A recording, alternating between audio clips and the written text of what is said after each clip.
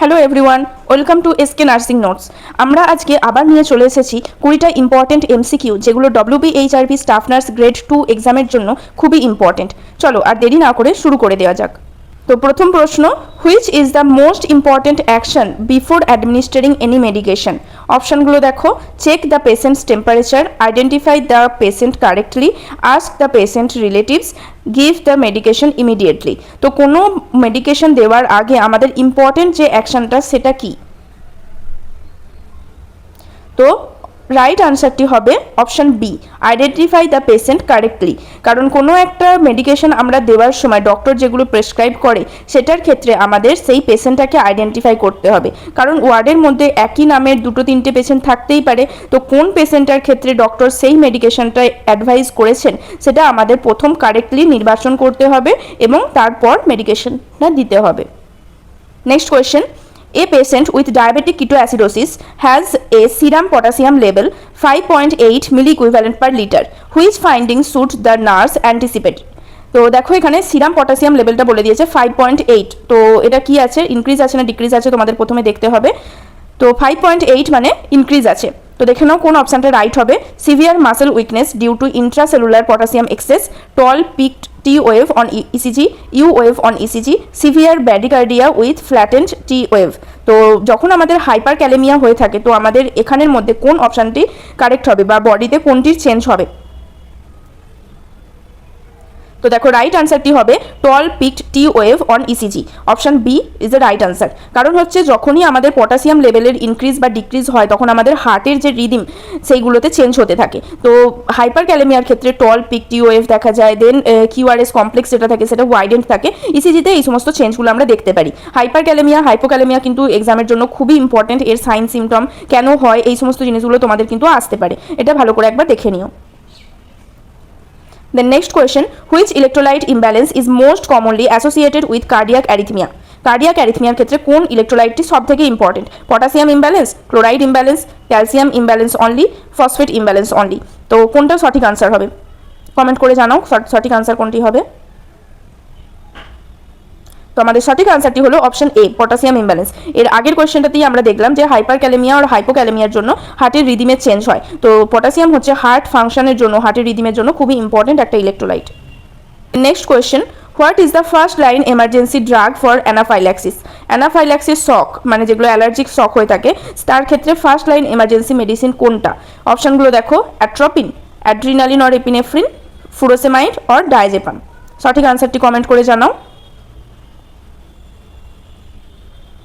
তো দেখো সঠিক আনসারটি হবে অ্যাড্রিনালিন বা এপিনেফ্রিন। অ্যানাফাইল্যাকটিক শকের ক্ষেত্রে আমরা দেখে থাকি আমাদের যে ব্রঙ্কোস্পাজম হয়ে থাকে, তো অ্যাড্রিনালিন বা এপিনেফ্রিন সেই ব্রঙ্কোস্পাজমটাকে আমাদের ঠিক করাতে সাহায্য করে এবং যে ব্রিদিং ডিফিকাল্টি হয় সেই ব্রিদিং ডিফিকাল্টিগুলোকেও কারেক্ট করে। তো next question, which position is generally preferred for a patient experiencing severe dyspnoea? Dyspnoea কথার অর্থ আশা করছি তোমরা জানো, difficulty in breathing. So breathing নিতে কারোর প্রবলেম হচ্ছে তো কোন পজিশনটাই আমরা দেবো? অপশনগুলো দেখো, supine, option B high Fowler, option C Trendelenburg and option D prone position. তো কোন আনসারটি সঠিক হবে? সঠিক আনসারটি হচ্ছে B, high Fowler position. High Fowler পজিশনে আমাদের কোনো ব্রিদিং ডিফিকাল্টি পেশেন্টকে রাখলে আমাদের লাং এক্সপ্যান্ড করতে সুবিধা হয়। তো তার জন্যই যে কোনো ধরনের ব্রিদিং ডিফিকাল্টিতে আমরা হাই ফাউলার, সেমি ফাউলার এই পজিশনগুলো দিয়ে থাকি। Next question, the first stage of labour ends with? তো তোমরা লেবারের 4টে স্টেজ পড়েছো, first, second, third and fourth. তো এখানে অপশান মানে কোয়েশ্চেনটাতে জিজ্ঞাসা করেছে যে ফার্স্ট স্টেজটা কখন শেষ হয়। দেখো অপশানগুলো দেখো, birth of A baby, delivery of the placenta, full cervical dilatation, rupture of membrane. তো সঠিক আনসারটি কমেন্ট করে জানাও। দেখো সঠিক আনসারটি হলো ফুল সার্ভাইকাল ডাইলেটেশন। যেটা ফার্স্ট স্টেজ সেটা হচ্ছে যে আমাদের বলা হয় ট্রু লেবার পেন থেকে শুরু করে full dilatation of the cervix পর্যন্ত হচ্ছে ফার্স্ট স্টেজ আমাদের থাকে। Which is the most common cause of postpartum haemorrhage? Postpartum হেমারেজের যে কজগুলো থেকে থাকে যেগুলোকে আমরা 4T বলে থাকি, 4TS, তো তার মধ্যে কোনটা হচ্ছে সঠিক মানে মোস্ট কমন কজ সেটা বলতে হবে। অপশনগুলো দেখো, uterine atony, hypertension, hyperglycaemia and anaemia. কোন আনসারটি সঠিক হবে? তো দেখো সঠিক আনসারটি হলো ইউটেরাইন অ্যাটনি। অ্যাটনি কথার অর্থ হলো যখন তার কন্ট্রাকশন বা হচ্ছে তার যে মাসেল টোনিসিটি সেটা যখন কমে যায় সেটা হচ্ছে ইউটেরাইন অ্যাটনি বলা হয়। অ্যাটনি কথার অর্থ হলো যখন কোনো মাসেলের টোনটা নষ্ট হয়ে যাচ্ছে। তো পোস্টপার্টাম হেমারেজের সব থেকে কমন কজ হচ্ছে যে uterine atony. The next question, the patient with increased intracranial pressure is being cared for, which intervention is appropriate. কোনো একটা পেশেন্টের ইন্টারক্রেনিয়াল প্রেশার খুবই বেড়ে গেছে, তখন তাকে কোন পজিশনে রাখা হবে? তো দেখো, elevated the head of the bed, বেডের হেডটাকে এলিভেট করে দেওয়া হবে। Maintain the neutral neck alignment, মানে হচ্ছে নেক অ্যালাইনমেন্টটা মানে সুপাইন পজিশন, যেটা সোজাভাবে সেভাবে রাখা হবে। অ্যাভয়েডিং আননেসেসারি সাকশনিং, কোনো ধরনের সাকশনিং করা হবে না। Placing the patient in Trendelenburg position, Trendelenburg পজিশনে রাখা হবে। তো দেখো, কোনো একটা পেশেন্টের ইন্টারক্রেনিয়াল প্রেশার বেড়ে গেছে, মানে ব্রেনে যে কোনো কারণেই হোক সেখানে প্রেশারটা বেড়ে গেছে, সাইনোভিয়াল ফ্লুইডের ইনক্রিজের জন্য হতে পারে। তো সেক্ষেত্রে কি হবে, ব্রেনেতে যে অক্সিজেন সাপ্লাইটা দরকার সেটা ধীরে ধীরে কমে যাবে। তো আমাদের কাজটা কি হবে, বডির থেকে অক্সিজেন সাপ্লাইটা যাতে ব্রেনে ভালোভাবে যায় সেটাকে দেখা। তো এক্ষেত্রে আমরা কোন পজিশনটা পেশেন্টকে দেবো, কমেন্ট করে বলো তোমরা। তো সঠিক আনসারটি হলো option D, placing the patient in Trendelenburg position. তো এই পজিশনে কি হয়, আমরা পেশেন্টের হেডটাকে একটু নিচু দিকে রাখি এবং পাটাকে ওপর দিকে রাখি। তো সেক্ষেত্রে যে বডির ব্লাড সাপ্লাইটা ব্রেনেতে আমাদের যাবে এবং ব্রেনের সেলেরা অক্সিজেন পাবে। তো সেক্ষেত্রে পেশেন্টের যে ডিটোরিয়েশনের যে সম্ভাবনাটা সেটা কমতে থাকবে। Next question, a patient suddenly develops facial drooping, right arm weakness and difficult speaking, what is the nurse priority action. কোনো একটা পেশেন্টের ফেস ড্রুপিং হচ্ছে, উইকনেস হচ্ছে, স্পিক করতে ডিফিকাল্ট হচ্ছে, তো নার্সের প্রথম প্রায়োরিটি কী থাকবে? অপশনগুলো দেখে নাও। Give oral fluids, option B determine the exact time the patient was last known well, allow the patient to sleep, administering an oral analgesic. এই যে অপশনগুলোর মধ্যে কোনটা নার্সের প্রথম প্রায়োরিটি হবে? তো সঠিক আনসারটি হবে option B, determine the exact time the patient was last known well. এই অপশনগুলির মধ্যে অপশন বিটা রাইট হবে, কারণ নার্সকে ডিটারমাইন করতে হবে কোন টাইমে পেশেন্ট হচ্ছে লাস্ট ভালোভাবে বুঝতে পারছিল তার চারপাশে কি চলছে। তো এটা একটা ইসছে। Next question, a patient receiving IV heparin develops bleeding gum and a markedly prolonged APTT. Which medication is specific antidote? কোনো একটা পেশেন্ট হেপারিন পাচ্ছে, সে হেপারিন পাচ্ছে এবং তার গাম ব্লিডিং হচ্ছে, প্রলং এপিটিটি মানে হচ্ছে প্রথমদিন যে টাইমটা সেটাও বেড়ে যাচ্ছে। তো কোন মেডিকেশনটা আমাদের স্পেসিফিক অ্যান্টিডোটের জন্য দেওয়া হবে? তো দেখে নাও, হেপারিনের অ্যান্টিডোট তোমরা কি হিসাবে কি মেডিকেশন ইউজ করো, কমেন্ট করে জানাও। তো সঠিক আনসারটি হবে প্রোটামিন সালফেট। প্রোটামিন সালফেট হচ্ছে হেপারিনের অ্যান্টিডোট। এখানে আমরা দেখতে পাচ্ছি হেপারিন বেশি হয়ে গেছে বলেই ব্লিডিং গাম এই সমস্ত কিছু দেখা যাচ্ছে। তো সেই জন্য তাকে অ্যান্টিডোট, তাকে নিউট্রাল করার জন্য আমাদের প্রোটামিন সালফেট দিতে হবে। Then next question, a patient taking warfarin has an INR of 6.5 without major bleeding. Which intervention most appropriate? কোনো একটা পেশেন্ট ওয়ারফারিন নিচ্ছিল যার INR আছে 6.5 উইদাউট মেজর ব্লিডিং, কোনো ধরনের মেজর ব্লিডিং বডি থেকে হচ্ছে না, তখন 6.5 আছে। Which intervention is most appropriate? দেখে নাও আনসারগুলো। Administering another dose of warfarin, hold warfarin and notify the health care provider, give protamine sulphate and give aspirin. কোন অপশনটা রাইট হবে, কমেন্ট করে জানাও। তো সঠিক আনসারটি হলো option B, hold the warfarin and notify the health care provider. কারণ এখানে দেখো আইএনআর যে ভ্যালুটা আছে ওটা তোমার নর্মাল হয়ে যাচ্ছে এবং কোনো ধরনের ব্লিডিং বডিতে হচ্ছে না। তো সেক্ষেত্রে কী হবে, আমাদের পরবর্তী ক্ষেত্রে ওয়ারফারিন অ্যাডমিনিস্টার করার আগে ডক্টরকে একবার ইনফর্ম করে নিতে হবে এবং যতক্ষণ না তিনি বলছেন ততক্ষণ ওয়ারফারিন ইউজ করা যাবে না। Next question, a patient with COPD is receiving oxygen therapy. Why should oxygen be carefully titrated? এটা হচ্ছে একটা সিওপিডি পেশেন্ট আছে যাকে অক্সিজেন থেরাপি দেওয়া হচ্ছে। কেন অক্সিজেন থেরাপি দেওয়ার সময় আমাদের খুব কেয়ারফুল থাকতে হবে? অপশনগুলো দেখে নাও। Oxygen is always contraindicated in COPD, excessive oxygen can worsen hypercapnia is susceptible patient, oxygen causes immediate pulmonary edema, COPD patient cannot receive oxygen. কোন আনসারটি সঠিক হবে, কমেন্ট করে জানাও। তো option B is the right answer, excessive oxygen can worsen hypercapnia is susceptible patient. Hypercapnia কথার অর্থ হলো বডিতে কার্বন ডাইঅক্সাইডের পরিমাণটা বেড়ে যাওয়া, মানে যখন আমরা পেশেন্টকে অক্সিজেনটা সাপ্লাই করছি হাই ফ্লো রেটে তখন কি হচ্ছে, পেশেন্টের নিজে থেকে যে শ্বাস প্রশ্বাস মানে ইনহেলেশন এক্সহেলেশনের পাওয়ারটা কমে যাচ্ছে। এবার ইনহেলেশন পেশেন্ট করছে অক্সিজেন, কিন্তু এক্সহেলেশন পাওয়ার কমে গেলে কার্বন ডাইঅক্সাইড বাইরে বেরোতে পারছে না, তো বডির মধ্যে সেটা অ্যাকুমুলেট হচ্ছে যার ফলে বডিতে কার্বন ডাইঅক্সাইডের পরিমাণটা বেড়ে যাচ্ছে। তো এটাই হবে সঠিক answer. The next question, a patient with susceptible meningitis is administered which isolated precaution is initiated most appropriate for susceptible meningococcal meningitis? আচ্ছা, কোনো পেশেন্ট একটা মেনিনজাইটিস নিয়ে অ্যাডমিট হয়েছে, তো এক্ষেত্রে কোন আইসোলেশন আমাদের মেনটেন করতে হবে মেনিনজোকক্কাল মেনিনজাইটিসের ক্ষেত্রে? তো আমরা জানি যে মেনিনগোকক্কাল মেনিনজাইটিস এটা হচ্ছে একটা ড্রপলেট বর্ন ডিজিজ, তো আমাদের এক্ষেত্রে ড্রপলেট প্রিকশনে রাখতে হবে। তো সঠিক আনসারটি হবে option B, droplet precaution. Next question, a patient receiving morphine become difficult to arouse and has a respiratory rate of 6 breaths per minute. Which medication should the nurse anticipate?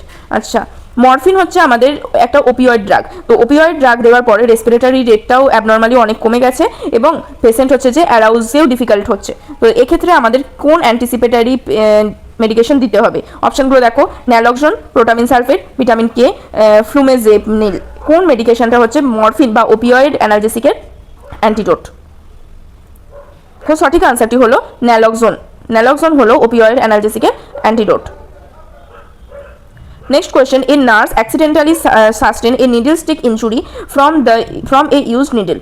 What is the immediate action? কোন একটা nurse needle stick injury করেছে, তার immediate action কি হবে? অপশনগুলো দেখো, hide the incident, option 2 wash the area with soap and water and report the exposure immediately. Next, C apply a tourniquet for 30 minute, D wait for symptom to appear. তো কোনো একটা nurse needle stick injury করেছে, তার priority অ্যাকশনটা কোনটা হবে? Comment করে জানাও কোনটা সঠিক আনসার হতে পারে। তো সঠিক আনসারটি হলো wash the area with soap and water and report exposure immediately. তো নিডল স্টিক ইনজুরি হওয়ার পরেই আমাদের সেই জায়গাটা কোনো প্রেশার ছাড়াই আলতোভাবে সোপ অ্যান্ড ওয়াটার দিয়ে ভালো করে ক্লিন করতে হবে। তারপর তোমাকে প্যানিক করা চলবে না এবং রিপোর্ট করতে হবে যে এই পেশেন্টের ব্লাড বা পেশেন্টের নিডল আমার স্টিক করেছে, তো এই জিনিসগুলো রিপোর্ট করতে হবে। A patient receiving vancomycin develops flushing and erythema of the face and upper torso during infusion. What is likely cause? অপশনগুলো দেখো, Redman syndrome from rapid infusion, hypoglycaemia, digoxin toxicity and iron deficiency. বলো এই আনসারটা কোনটা হবে?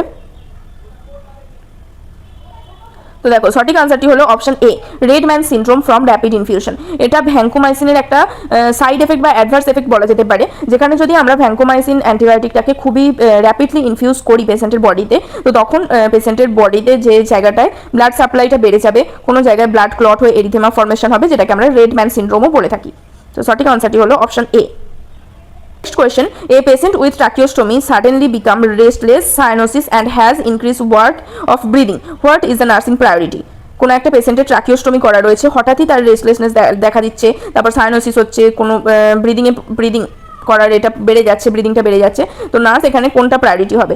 Give oral medication, assess airway patency and suction, clear the airway as indicated, leave the patient alone, remove the tracheostomy tube routinely. তো কোনটি সঠিক answer হবে comment করে জানাও।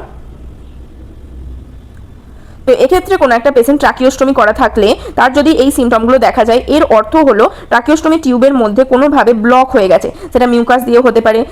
সেই জন্য কি করতে হবে, আমাদের প্রথমে অ্যাসেস করতে হবে এয়ারওয়েটাকে, সেটা ঠিকঠাকভাবে প্লেস আছে কিনা, এবং সাকশন করে ক্লিয়ার করতে হবে যে সমস্ত জিনিসগুলো এয়ারওয়ের মধ্যে রয়ে গেছে।